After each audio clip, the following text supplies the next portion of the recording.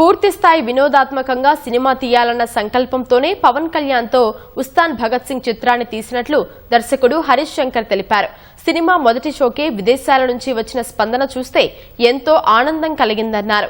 ఉస్తాన్ భగత్ సింగ్ కు తెలుగు రాష్ట్రాల్లో షోలు పడుతున్న కొద్దీ అభిమానులు ప్రేక్షకుల నుంచి మంచి ఆదరణ లభిస్తుందని హరీష్ శంకర్ పేర్కొన్నారు. బంజారాహిల్స్ లోని తన కార్యాలయంలో ఏర్పాటు చేసిన విజయోత్సవ సంబురాల్లో మాట్లాడిన ఆయన ఈ సినిమాను ఆదరిస్తున్న అభిమానులు ప్రేక్షకులకు ప్రత్యేక కృతజ్ఞతలు తెలిపారు. షోకి టాక్ ఇంకా ఇంప్రూవ్ అవుతుంది. Talk collections we are so happy. అంటే మేము ఇన్ని రోజులు వెయిట్ చేసిన తర్వాత ఇవాళ రిజల్ట్ మేము ఎక్స్పెక్ట్ చేసిన దానికంటే ఎక్కువ రెస్పాన్స్ వచ్చింది. And we are so happy. We want to thank entire audience for receiving this film so positively. నేను కమర్షియల్ ఎంటర్టైన్ తీస్తున్నా అని చెప్పే కమర్షియల్ ఎంటర్టైన్ తీసా. నేను ఏ రోజు ఒక కళాత్మకమో లేకుంటే ఇంకో కళాఖండమో తీస్తున్నా అని చెప్పలేదు.